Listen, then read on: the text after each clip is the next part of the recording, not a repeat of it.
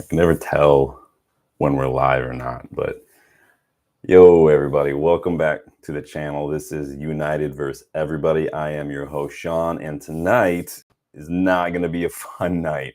For those of you who have an aversion to profanity or people venting or anger, or even maybe for some of you who might be part of the tenhag out crowd, no matter what, you may want to click and go someplace else, because tonight I'm 2-foot tackle all the media, all the bullshit, all the lies, because today has been an absolute disgrace from the media. It's been a disgrace from everyone from Piers Morgan to Simon Jordan to the Ten Hag out crowd, all of it. It's been an absolute disgrace, and I can't just not say anything. And so before we get stuck in, hit the like button if you hate the English media and subscribe to the channel if you are new. We are up to 1,400 and some odd subscribers now. We got a big boost the last couple of days, which has been great. On the road to 2K. Keep an eye out for that. Keep an eye out for the giveaways when we hit that 2K mark. To get involved in those giveaways, to get entered, just get involved in the channel. Leave comments, get involved in the chat. Just help support the community, help the channel grow. And I do give back because I do appreciate that. So let's get started. So again, I wasn't originally going to do a stream today, but I had to get your thoughts on some of the bullshit that's been making the rounds. And to be honest, like I said, I have to vent a little bit. So the media has always hated United. I mean, that's not a secret. That's nothing new. The media looks for every chance it can to rake us over the coals or spin the truth to make us look bad. But this time, truth has nothing to do with it. The media has literally just put out false headlines and lies about Erik ten Hag today, and they've just run with it without any sort of care in the world. And so I don't know what you guys have seen yet today. You've probably seen this on a couple other channels, and that's fine. I got to say my piece, and I want to hear your piece. So we woke up to headlines from all these different outlets this morning, right, claiming that Ten Hag's lost another match this week. And it was just headline after headline and tweet after tweet about Ten Hag's feeling the pressure. The misery's piling on. It continues. Ten Hag's loss record is hits third loss of the season or something, and so on and so on and so on. I don't want to go through all of them because there's a lot of them out there. So apparently it's just legal in the UK or wherever to just print and post absolute lies and false information, and just publish that as news. Because apparently, because this loss that the media is referring to today was actually a win. Okay, so it wasn't even a loss, it was a win. And it was a testimonial match for former FC Utrecht player Martin van der Marel that took place between Utrecht's legends and the current squad. That's literally like going in on Brian Robson the other day for losing the match, the charity match against Celtics legends. Like, come on. So I don't know what's worse in this case, right? The media using a fucking testimonial to try and bash Ten Hag, or the fact that they completely just got it wrong and lied. Like, which one is worse? Or even maybe it's worse that Ten Hag out crowd has believed it. I've seen people celebrating it, saying, he's such a joke, get him out, sack the ball fraud. Like, they don't even read the article. They don't even do their own research.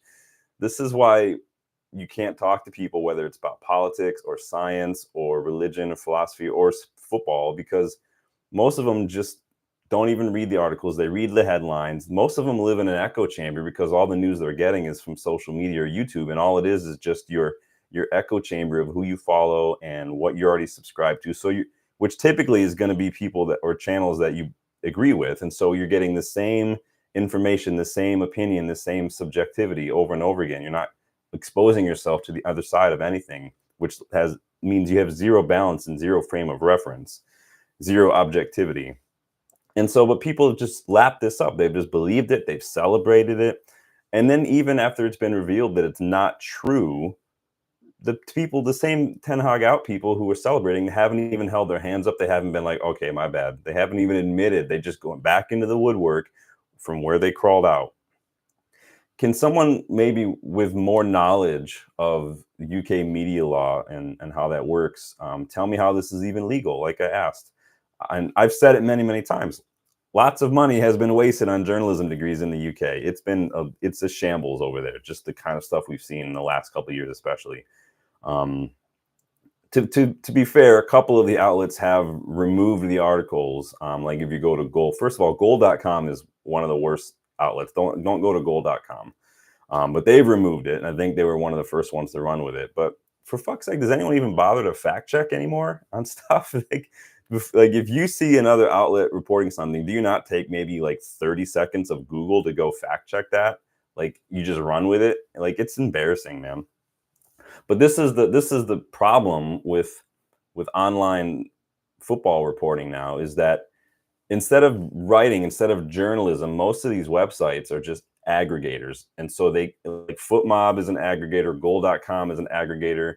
They're aggregators. So they're not writing. All they're doing is just aggregating articles and headlines from all these other sources, and they're compiling into one spot. So they're not accountable because they're not the ones writing it. They're just sharing what they've seen. But it's like, it doesn't look good for you when you do that, and then you have to remove it. But why do I even bother asking if people fact check? We know that they don't. But this has been another thing entirely. This instance is not just a simple fact check issue. This instance is just a lie. It's just inaccurate, false headlines, false news. It's transparent hate. It's bullying, simple as. Like, that's what it is. How is it that a manager or a player can be fined for speaking their mind about refereeing decisions, giving an opinion? Like, it's not even lying, it's just giving an opinion, and they're going to get fined. But the media can just publish whatever it wants with zero accountability. Like, there used to be standards. This is why, like, anybody with a blue tick can call themselves a journalist these days. It's ridiculous. But this is not even the first time we've seen this under Tenhag. We know it's not the first time we've seen it at Manchester United. It's been happening for years. Samuel Butthurst and a few other people have been kicked out of pressers last year for spreading lies and just talking nonsense. And it's not the first time Samuel Butthurst has been kicked out of pressers, mind you, as well, if you guys don't remember that.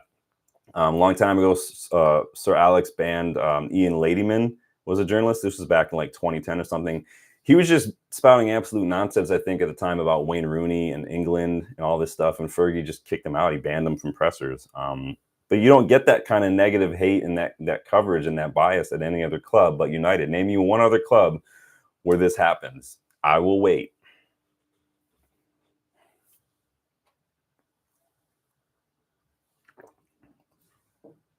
Yeah, exactly. So the complete false lie of this whole instance aside, the media jumped all over Ten Hag in preseason after just a few losses. This was already started, right? Did the media go in on Jurgen Klopp in Ten Hag's first year here when he beat Jurgen Klopp in preseason? No. Did they go in on Jurgen Klopp when Ten Hag beat him early that season? No, they did not. Did Gary Lineker and Alan Shearer even congratulate Eric Ten Hag after he won the FA Cup before they went in on him and started criticizing him and bullying him after he literally just won the FA Cup against the Man City side who just won a treble the year prior? No.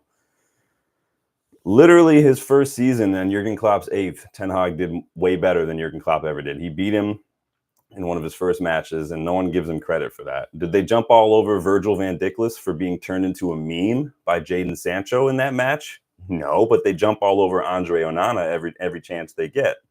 Do you remember the bullshit MEN article that came out last season? They took a photo of Andre Onana like dropping his car keys or something, and then it was all like, his hands are still, like, he keeps fumbling things. Like, they compared it to those mistakes he was making in the Champions League. Like, this is ridiculous, and this is what you get at Manchester United that you don't get at any other club. And quite honestly, I'm not going to give more than a few seconds of breath or time or energy to that absolute piece of shit Piers Morgan and his fucking nonsense that he cannot. His obsession with United is bordering on diagnosable at this point. The guy is obsessed with United almost as much as he's obsessed with Cristiano Ronaldo. How desperate can you be to keep dick riding Cristiano Ronaldo when you just find ways to just bring up him, bring up Ten Hag over and over again? Like, what does Piers Morgan know about football or sports or physical activity at all? He looks like the most exercise he gets is when he gets up off his knees after Cristiano Ronaldo finishes. Like, this is the guy that is out here getting some airtime to talk about football. Like, this is ridiculous. And again, it's just to get clicks. Piers Morgan was hosting like the X Factor a few years ago, for fuck's sake. Like, what the hell does he know about football? Like, it's embarrassing. And I'll tell you why, exactly why the media has been all over Ten Hag in since his first season here. It's two things. Number one, he's successful in his first season. He was winning. He was doing very, very well. There's no denying it. And they hate that.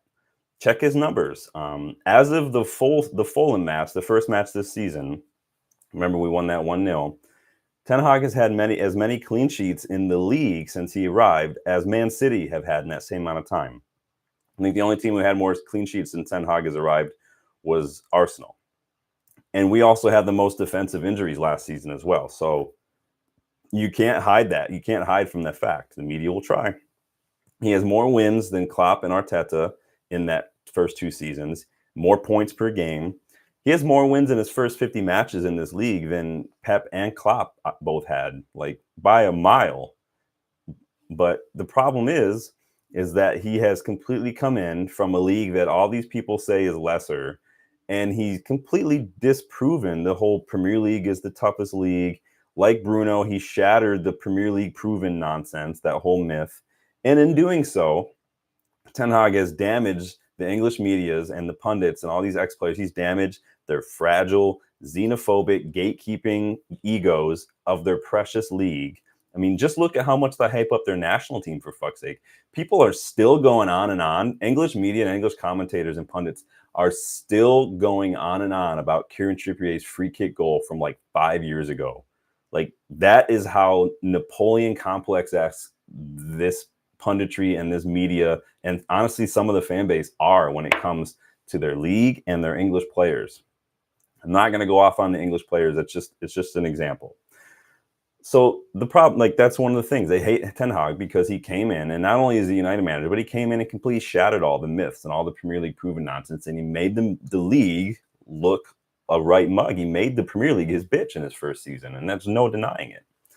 Number two, these pundits, these commentators, these journos, they don't know what the fuck they're talking about because they don't watch football other than a few matches of Premier League. That's it. How many times have I told you about when I've had to call in SiriusXM FC to call out Tommy Smith or Rodney Marsh because they have no clue what they're talking about. They just say things.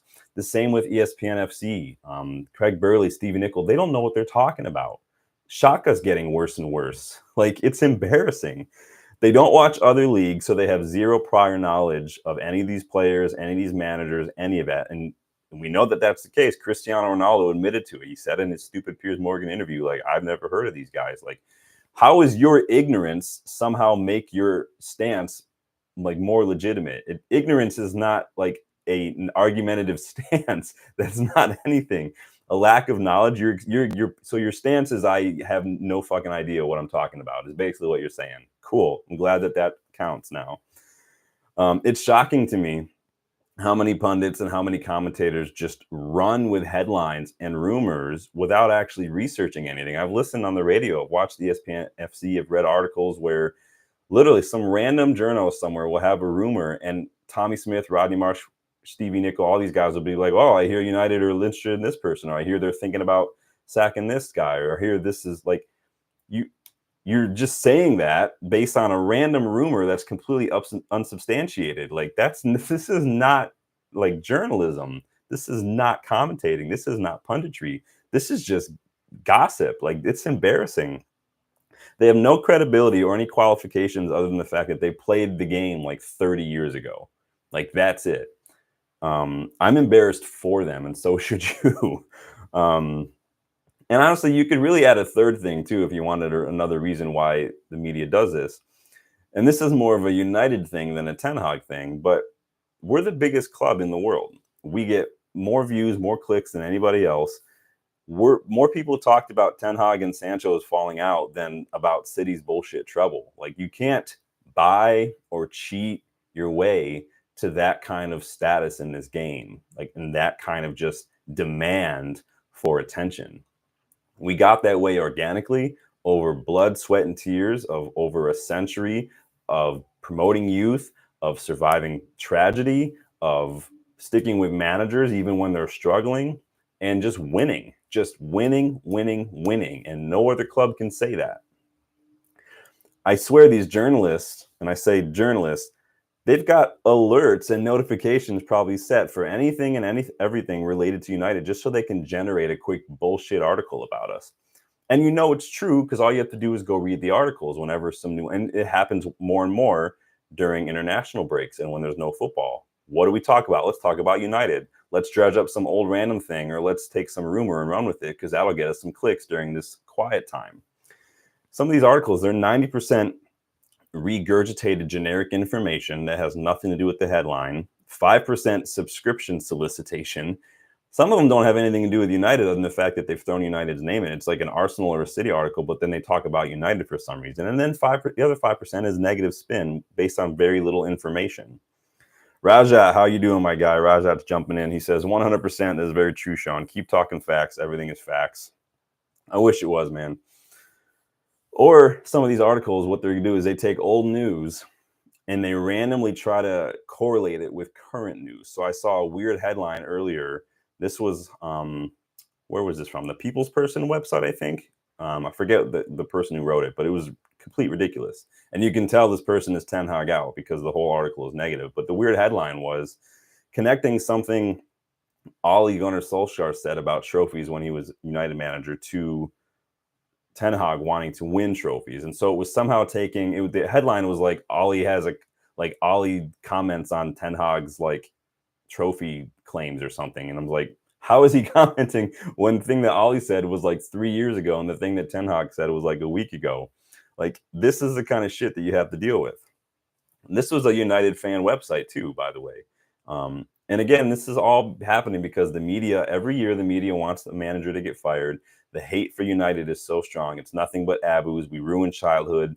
Everybody wants it. And they want Ten Hag to get the sack because he's been proving them wrong so many times.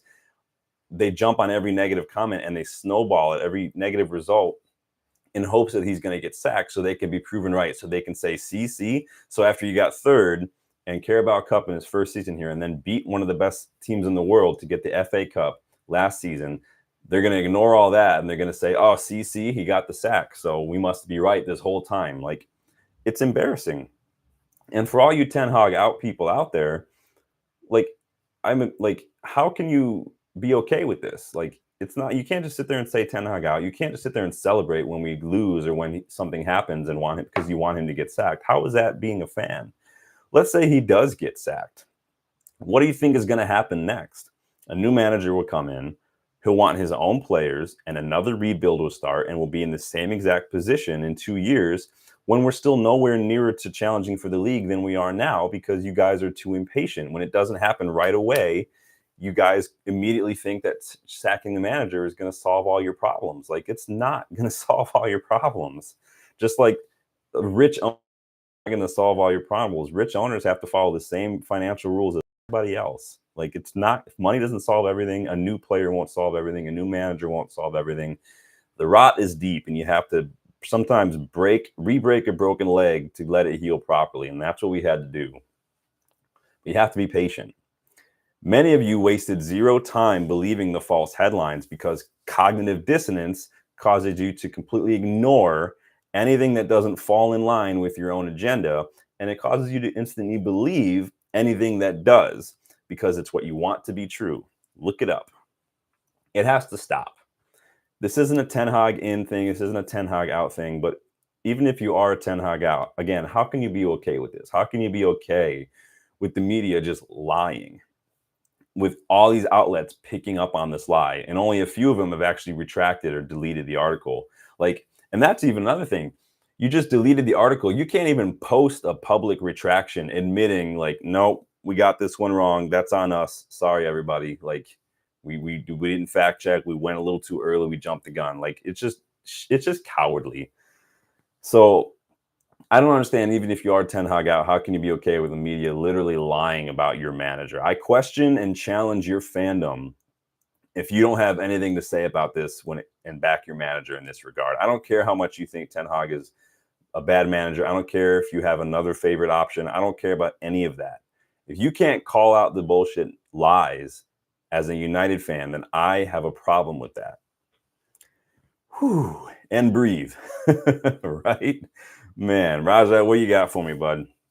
Raja says, I don't think they are fans. They are kind of pawns who don't use their brain, who celebrate being right, and is focused to follow the crowd only. Exactly. And that's the thing. That's why I was saying, like, they just want to be right. And so you see it happen in all these different ways, in all these different contexts, whether it's how we play or a given player or manager or whatever it is. They'll completely ignore and flat out refuse to even acknowledge any of the positives, anything that contradicts what they want. They just flat out refuse to acknowledge or completely ignore. But any little thing that goes along with their agenda, and this is how cognitive dissonance works, any little thing that goes along with the agenda, they latch onto it like the smallest little foothold that they'll just cling to for dear life. And they'll say, see, I told you I was right. And this is the society we live in. A lot of that has to do with the way things are now. Rajat says, going on about one meaningless friendly game loss with Utrecht. And Rajat, it wasn't even a loss, man. He won. That's the whole point of this. He won. It was a flat out lie in the media that he lost. Not only was it a testimonial that was completely meaningless, but he won it. But everyone said that he lost. And then the cowardly outlets who did just remove the article, they didn't even print a retraction. He won, man. Like, that's the whole point. Should we chat about a couple other pieces of news before I go? Because I did have a few things. I didn't get to the left back thing. That'll probably be a tomorrow thing, because it's taken me a lot longer to do, because I'm trying to be a little bit more thorough with it. But I do have my left back targets. Remember last season, if you've been following for a while, I kind of looked at some priority positions we needed and gave some options, from striker to center back, left back, central defensive midfielder. We went through all that kind of stuff. And so the summer transfer window came and went, but I still think we need a left back. We do need midfielders. So I have another video coming out probably tomorrow, maybe even the next day, depending on how much time I get, on some left backs I want us to look at that would be on my list if I were in charge of the show. So keep a lookout for that one. I didn't get to it today. But on midfielders, I wanted to chat a little bit about some of the news today with transfer news. So our plan to scout and recruit top young talent is still in full swing. It's still in effect, because we got some reports this morning that we have made contact with Sevilla about Juan Luis Sanchez. So he's 21 years old, Spanish. I say midfielder. He plays in midfield. He can play a variety of positions. He's played a lot at right back. He plays a number 10 recently as well. He can play kind of a lot of different positions on the pitch. But apparently we've reached out and made contact with that. So again, another young talent, another promising young talent that United is trying to get as a plan for the future. We're also reportedly among the clubs monitoring some kid named, I want to say his name is Payao Canales. Somebody help me with the pronunciation. He's a 19-year-old midfielder. He plays for Athletic Bilbao's B team. And so, Bilbao is really, really big on promoting from the Basque region. That's all they want to have on their side. Because they want, and there's a whole chapter on this book, Edge, that I've talked to you about a couple of times by Ben Littleton. There's a whole chapter in there on Athletic Bilbao. But the whole point is to build a sense of belief and confidence in the community, in the Basque community, that says, even people from this region can be successful. We want them to look and see their local heroes on the back of their shirt and whatnot. So it's actually a really cool chapter in that book. And so we're reportedly looking at this young 19-year-old who plays for their B team right now. So we'll keep a lookout on that. There's not much information I've been able to find because he plays for the B team. And then finally, United Muppeteers claims that we have held discussions internally about Adam Wharton at Crystal Palace and Hayden Hackney at Middlesbrough, two very young, exciting midfielders. Wharton, obviously, I've spoken about a few times. A lot of people really like Wharton. He's looked really good. I did do a scout report last season on Hackney at Middlesbrough as well, because I did think even then he was one to watch. So both very young, exciting midfielders. Both could come in and honestly be part of rotation as well. Obviously, this would be one for the future. Wharton's going to cost a lot of money. Hackney's probably going to cost you not that much, probably like maybe 15, 20, 25 million tops, depending on how Middlesbrough do. I haven't seen how Middlesbrough are right now in the league. But Michael Carrick is obviously the manager there now, so a little bit of connection there. So What we got here, Rajat says, "Oh, true. Tenhag did win the game. Not sure about the score though. Damn headline companies. Who cares about big headlines to generate money? It's to generate clicks, man. We're gonna get clicks, and they make money because people click. There's ads on the pages. It is what it is. It's international break. Again, I said the other day, tell me it's international break without telling me it's international break. Oh, let's do a negative United article. Oh, it must be international break. This has just gone way over the line. Like, there's a line in the sand, and the media has just pole vaulted right over it today with the complete fabrication that Ten Hag lost this testimonial match that he managed. It was just bullshit, and I'm disgusted by it. I'm embarrassed for the media by it. I think the worst part of it, Rajat, is that I'm not surprised.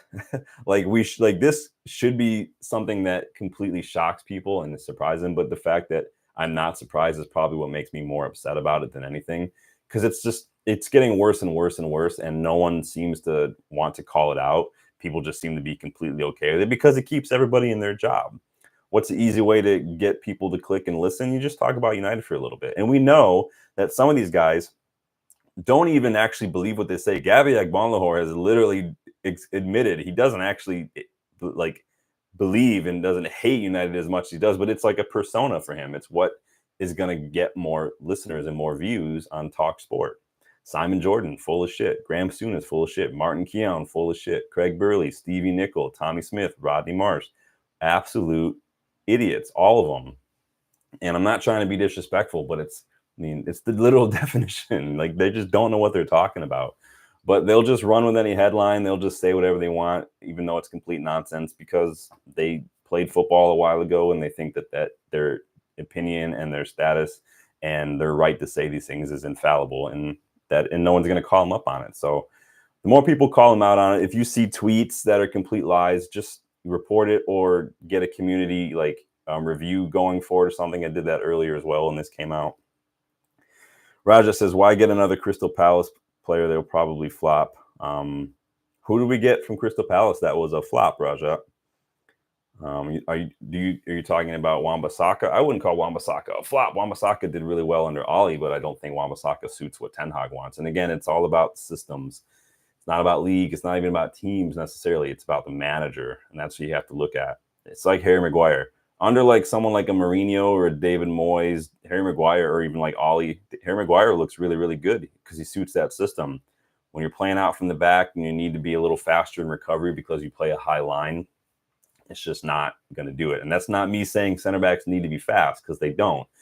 But if you play a system with a high line, you do have to have some pace. Otherwise, you're going to get done left and right. And so same with Victor Lindelof. Victor Lindelof isn't necessarily a flop. I just don't think the Premier League is the best league for him. Doesn't mean he's a bad player. But let me know your thoughts on the bullshit that we saw from the media today. Let me know your thoughts. Like the video if you're tired of the bias, if you're tired of the agendas, if you're tired of the hate, if you're tired of the lies.